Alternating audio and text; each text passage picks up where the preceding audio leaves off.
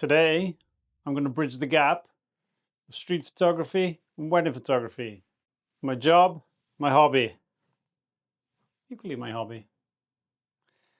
So we need to go to the gym with this one and not so much with this one. I've been a wedding photographer for 10 years or so, and luckily I've been able to go travel numerous destinations around the world to photograph weddings. And on your day off, what better than to do street photography? So pretty much that's how I got started.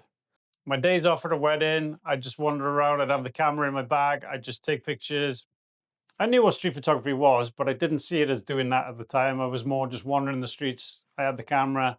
It was then just obvious to just go and do that.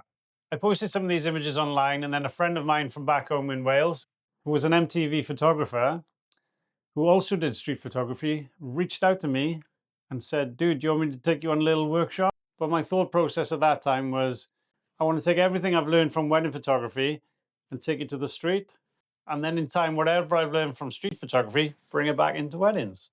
6 or 7 years on, I'm going to show the unscripted messiness of the streets, which is the best training for wedding photography, in my humble opinion. My weddings at the time were all pretty. That's how I describe it. I do a lot of just documentary style at f2, f2.8 with a nice blurry background. Everything looks pretty, everything looks good. But then having walked around the streets for so long, I wanted to tell different stories on different layers, just like the streets. So quickly I moved from doing f2, f2.8 to f8, even up to f16 on a super sunny day, which randomly in the UK we saw lots of last summer, but now we're having the winter to pay for it. I would get these pretty pictures of people crying, laughing, smiling, joking around, but the background was blurry. So what does that tell me? As a viewer, for me, I didn't know what the story was about. What are they crying at? What are they laughing at? What are they playing with? Now my stories were starting to come through. Anticipating that decisive moment, Henriette Cartier-Bresson. I'm not sure if you ever did weddings, but it crosses over for me. In street photography, you learn to see a moment before it comes at a split second. Exactly the same as weddings. So it's the perfect train the brain. The unknown, what's coming around that next corner.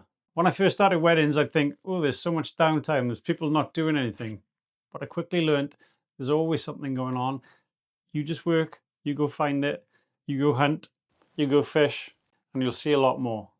You can't direct candid moments. You have to foresee and predict what's coming next, what's happening next, and then be ready. I like to hit the streets whatever time of day. In the ideal world, I'd be there for a few days. I'd get up early and I'd finish late. So I go through a rigmarole of all different lighting situations, from dark subways, harsh light coming through, that early morning sun, that late golden hour, then into the darkness. Exactly like wedding photography. I'm governed in weddings to what the light is. And I don't like to use flash. I don't think I've ever used flash in the ceremony. So I equally don't like to use flash until I really need to. So I need to work with the light. And as I don't direct anything, people are in whatever light they're in. So that crossover definitely helps with the training. Light is our friend. Public streets are usually cluttered and messy. And I don't like to direct anything in, let's say, bridal prep. That's usually the messiest time of day. I've used people's shopping bags in the past as some framing. It forces you to make quick decisions to hide distractions, getting high, getting low, just moving. Tips I've learned from the street: being quick and hiding what you don't want in the frame. That comes in very handy when you want that clean composition of the bride in a hotel room. Maybe dad coming in to see his daughter for the first time. You don't want that bin in the way. To get the best shots on the street, sometimes it's handy being unnoticed. I think the double crossover is I'm not afraid to get in and get out for that shot. Definitely teaches you some confidence. Obviously, at a wedding, people are pretty much expecting a wedding photographer to be taking pictures. On the street, not so much, but you equally can blend in. Doing it on the street definitely gives you confidence when you head back to that wedding. Street photography definitely hides that fear of getting in close on the wedding day. Another tip: chat to people. Later on in the day, you may see them doing something. Now you've known them, now you've broken those boundaries, you can get in really close and they won't even care. I do it a lot. Speed with the camera, always take your lens cap off. I never do. I do that a lot. Yeah, speed with the camera. On the street, you haven't got time to fiddle about and play with your settings and a lot of chimping. Wedding photographers are famous for chimping. Yep. Yep. Yep. You've just got to be ready at all times because you never know what's coming. So yeah, that speed, make sure you never miss that moment. You never miss that first kiss, which I have missed. I was pretty new to wedding photography. Oh no, I've missed the first kiss. So I said to the bride and groom afterwards, do you want to come back inside of the church? Because I missed the first kiss. I was honest.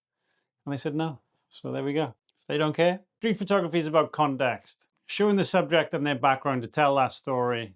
Exactly the same in weddings. This trains you to not just capture the couple in a lovely fleeting moment, but the story, everybody else, the grandparents, the family, the mother. I want that all in my frame. F2 doesn't help. Teaches you patience and observation. A lot of street photography is being patient and observing, scanning the background, linking people, linking colors, linking lines. Helps you think about that composition, what you're adding in that frame, what you're taking out of that frame. At weddings, this helps you find the perfect angle for a shot, composing it as you want to tell the story. Story A, foreground. Story B, middle ground. Story C, background. You can keep going. There's hundreds of guests sometimes at a wedding. See how many layers you can get in there. Challenge. Street photography teaches you to accept those imperfections also. As I mentioned earlier, I used to look for the prettiness. Being a wedding photographer, that's how I kind of started. I need this pretty, this pretty, this pretty, this pretty. You can incorporate those not so pretty moments, but those moments, magic moments. I see the prettiness in that. And I guess lots of my couples do too. Finding that extraordinary in the very, very ordinary. Street photography, again, is perfect for that. I just like to wander and see what comes to me. So unscripted, sometimes messy, lots of the time messy, but embrace it, enjoy it. It can all add to a frame. Street photographers turn boring backgrounds into art. And you can do the same in weddings. But I guess most weddings are a bit prettier than some of the streets. But it's in the eye of the beholder, right? One of my first weddings, one of my best friends was actually there. And he said to me, if you can make this place look pretty, because we were backing off into a car park. It was a nice day. Everybody was outside with loads of cars in the backdrop. He said to me, I'll rate you as a good photographer if you can make this look good. And back then I was trying to cut things out with f2, f2.8. Looking back, I'd probably do it a whole lot differently now. I'd embrace that car park. It's then a test to me, train the brain. What looks good, what doesn't look good. Constantly scanning, peripheral, see what I can take out, see what I can add in. I'll show you a little slideshow of some of the images I used to take, the prettiness, the gorgeousness, that F2. And then if you keep watching towards the middle and end, I'll show you more images of the way I now shoot. In between the pretty moments. You can still do them.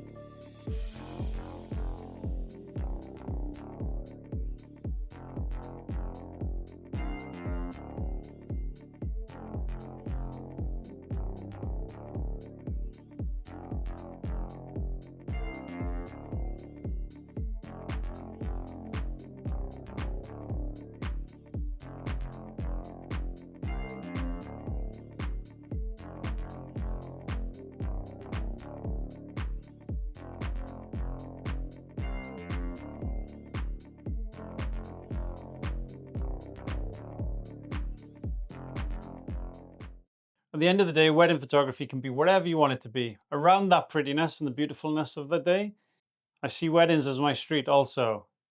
Each has had a huge influence on the other, a big crossover. It's absolutely the best training I could recommend. Just go do it, go try it, and I'm 100% sure, positive, that it'll make you a better wedding photographer. Thank you for watching the video of how street photography has helped my wedding photography, vice versa. I think I should challenge myself to go and do some street photography with this. What do you reckon? If you enjoyed that video, please check out this video on composition. We're in this for the long haul. We're going to do lots more videos. So please subscribe, like, stay tuned, follow us at the edge.